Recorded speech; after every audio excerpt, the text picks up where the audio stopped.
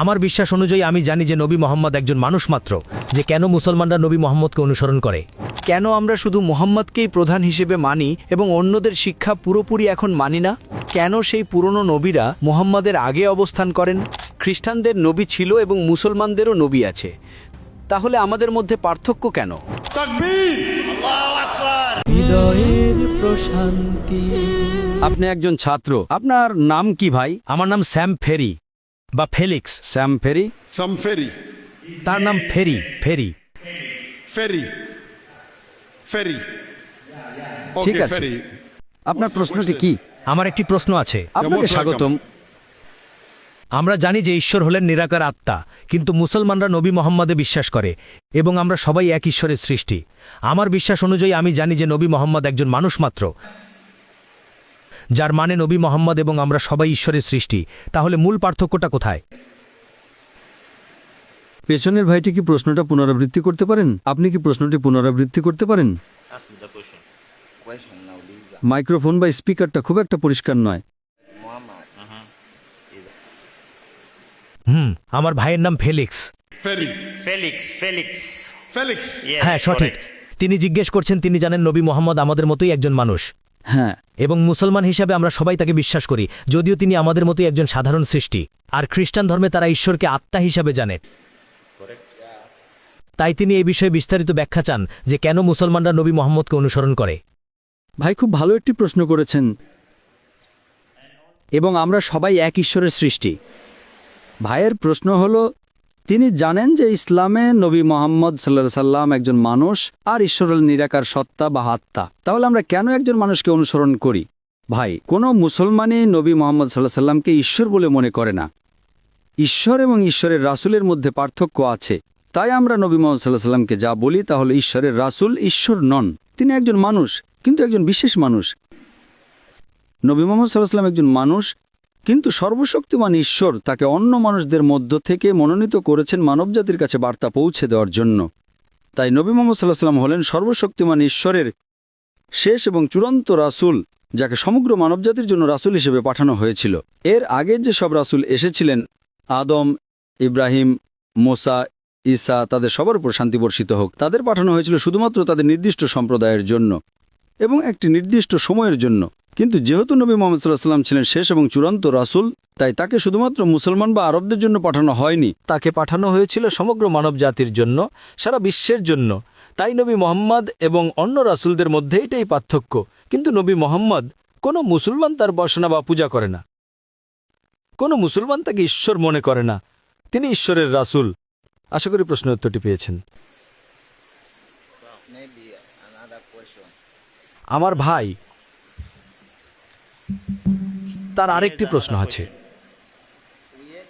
আমার ভাই স্যামুয়েল জিজ্ঞেস করছেন, খ্রিস্টান ধর্মে তারা সবাই জানে যে মুহাম্মদের আগে অনেক নবী ছিলেন, কিন্তু কেন সেই পুরনো নবীরা মুহাম্মদের আগে অবস্থান করেন? কেন আমরা মুসলমানরা মুহাম্মদ ছাড়া বাকি সব নবীদের অনুসরণ করি না? কেন আমরা শুধু মুহাম্মদকেই প্রধান হিসেবে মানি এবং অন্যদের শিক্ষা পুরোপুরি এখন মানি না?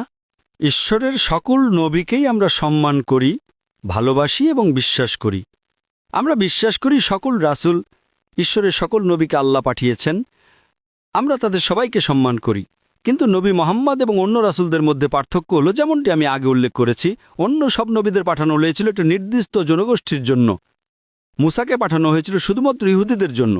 যীশুখ্রিস্ট গসপেল অব ম্যাথিউ অধ্যায় 10 আয়াত 5 থেকে 6 অনুযায়ী যীশুখ্রিস্ট তার শিষ্যদের বলছেন, তোমরা জিন্টাইলদের পথে যেও না, স্যামারিয়াদের কোনো শহরে প্রবেশ করো না, বরং ইসরায়েল বংশের হারানো মেজদের কাছে যাও। অর্থাৎ যীশুখ্রিস্ট আলাইহিস সালাম তার শিষ্যদের বলছেন শুধুমাত্র ইহুদিদের কাছে বার্তা পৌঁছে দিতে।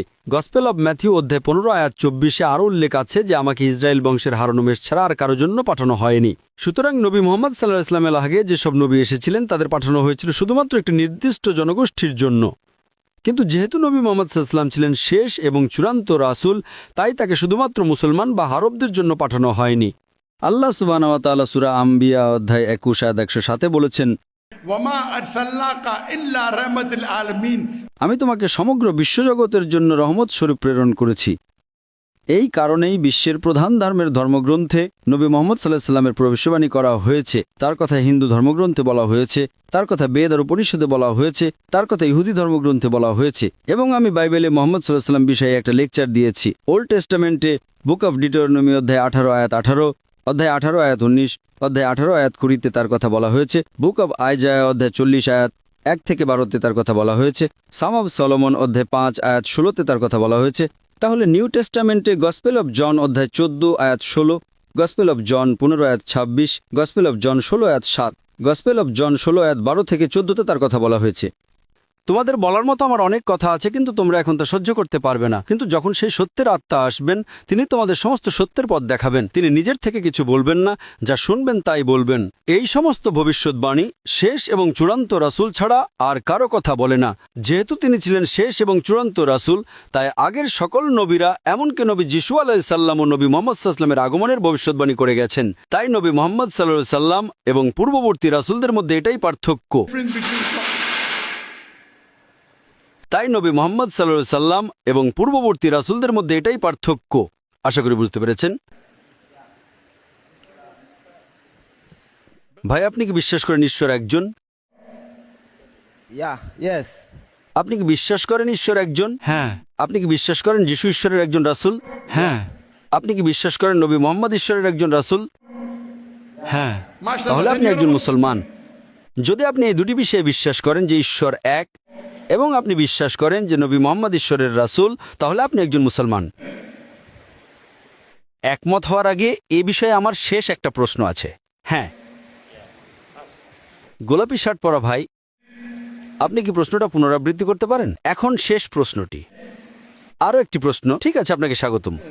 আমরা দেখেছি ভাই ফিলিক্স জিজ্ঞেস করছেন, সব ধর্মেই নবী আছে, খ্রিস্টানদের নবী ছিল এবং মুসলমানদেরও নবী আছে, তাহলে আমাদের মধ্যে পার্থক্য কেন? হ্যাঁ, এবং আমরাও এক ঈশ্বরের উপাসনা করি। কেন আমাদের মধ্যে পার্থক্য? এবং আমরা সবাই এক ঈশ্বরের উপাসনা করি। সকল নবী একই শিক্ষা দিয়ে গেছেন, এক ঈশ্বরে বিশ্বাস করো এবং তার উপাসনা করো। কিন্তু মানুষ তাদের বার্তা পরিবর্তন করে ফেলেছে। আজকের দিনে আপনার কাছে যে বাইবেল আছে তা পরিবর্তিত রূপ। এটা ঈশ্বরের আসল বাণী নয়। যিশুর উপরে যে আসল বাণী নাজিল হয়েছিল তা সঠিক ছিল, কিন্তু বর্তমান বাইবেল একটা মিশ্রণ। এতে ঈশ্বরের কথা আছে, নবীর কথা আছে, ঐতিহাসিকদের কথা আছে, এমনকি এতে অশ্লীলতাও আছে, পর্নোগ্রাফিও আছে। এখন যেহেতু বাইবেল সবার অনুসরণের জন্য ছিল না, তাই ঈশ্বর এটাকে সংরক্ষণ করা প্রয়োজন মনে করেননি। কিন্তু যেহেতু কোরআন সারা বিশ্বের মানুষের অনুসরণের জন্য, এবং যেহেতু কোরআন কিয়ামত পর্যন্ত বা শেষ দিন পর্যন্ত টিকে থাকবে, তাই সর্বশক্তিমান আল্লাহ কোরআনে সূরা হিজর অধ্যায় নম্বর 15 আয়াত নম্বর 9 বলেন, ইন্না নাহনু নাজ্জালনাল যিকরা ওয়া ইন্না লাহু লাহাফিজুন। আমি কোরআন নাজিল করেছি এবং আমি একে বিকৃতি থেকে রক্ষা করব। তাই এই কোরআনে কোনো ভেজাল নেই, এটা বিশুদ্ধ। কারণ নবী মুহাম্মদ সাল্লাল্লাহু আলাইহি ওয়াসাল্লাম শেষ রাসূল এবং কোরআন সারা বিশ্বের জন্য। তাই কোরআন এবং বাইবেলের মধ্যে এটাই পার্থক্য। তো আপনি কি বিশ্বাস করেন ঈশ্বর একজন? হ্যাঁ। আপনি কি বিশ্বাস করেন নবী মুহাম্মদ ঈশ্বরের রাসূল? হ্যাঁ। আপনি কি এটা আরবিতে বলতে চান? হ্যাঁ। আমি বলবো এবং আপনি আমার সাথে পুনরাবৃত্তি করতে পারেন। হ্যাঁ। আশহাদু আশহাদু I shall do Allah Allah ইলাহা ilaha ইল্লাল্লাহ illallah ওয়া আশহাদু wa shallu আন্না anna মুহাম্মাদান Muhammadan আবদুহু abdu ওয়া রাসূলুহু। wa rasuluhu। মাশাআল্লাহ, আপনি একজন মুসলমান। আমি আপনাকে অভিনন্দন জানাতে চাই। তাকবীর তাকবীর তাকবীর, আল্লাহু আকবার, মাশাআল্লাহ। মাশাআল্লাহ, ইসলামের ছায়াতলে স্বাগতম। আপনি বিশাল 2 কোটি মুসলমানের পরিবারে যুক্ত হয়েছেন এবং ইনশাআল্লাহ ইসলাম গ্রহণ করার সাথে সাথে আপনার অতীতের সমস্ত পাপ ক্ষমা করে দেওয়া হয়েছে। আমি আল্লাহ সুবহানাহু ওয়া তাআলার কাছে প্রার্থনা করি যেন তিনি আপনাকে এই দুনিয়া এবং আখিরাতে সর্বোত্তম দান করেন। হৃদয়ের প্রশান্তি